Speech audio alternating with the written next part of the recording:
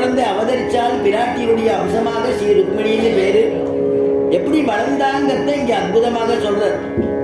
சோபசுத்ய முகுந்தஸ்ய ரூப வீரிய குணஸ்ரீயகா சோபசுத்ய முகுந்தஸ்ய ரூப வீரிய குணஸ்ரீயகா கிருகாகதைஹி கீயமானாः தம்மேனே சதுசம்பதினோ கிருக ஆகதைஹி கீயமானாः தம்மேனே சதுசம்பதினோ சோபசுத்ய முகுந்தஸ்ய.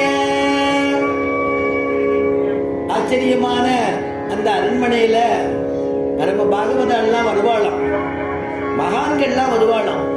மகான்கள்லாம் வந்து என்ன பண்ணுவாளாம், கிருஷ்ணனுடைய ரூபம், கிருஷ்ணனுடையதான வீரியம், கிருஷ்ணனுடையதான குணம் இதெல்லாம் பாடுவாளாம். கிருகாகதைஹி கீயமானாக. ராமாயணம் சொல்றது பாட்டியே கேயேச்ச மதுரம்னு எல்லாருமே கீதத்தை கொண்டாடுறா இல்லையா?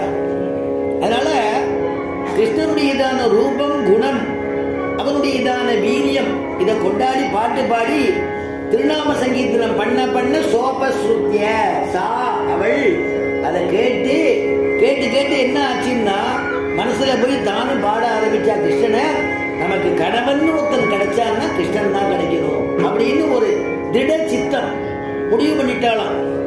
அப்படி அதனால இங்க சொல்ற சோபசுத்ய முகுந்தஸ்ய ரூப வீரிய குணஸ்ரீயः கிருகாகதைஹி கீயமானாக தமேனே சதுசம்பதினோ.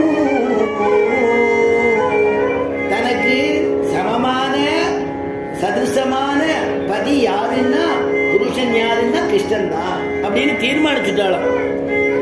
அதனால தீர்மானிச்ச பிறகு என்ன ஆச்சுன்னா அவனையே அனுபவிக்க ஆரம்பிச்சான். எப்படி அந்த பாகவதெல்லாம் வந்து பாடினவாள் எப்படி அனுபவிச்சா? சீதை குதம்பை ஒரு காது. ஆச்சரியமான பெரிய ஆழ்வார் சொல்ற, ஒரு காதுல சீதை குதம்பை சாத்தின்னு காணும்,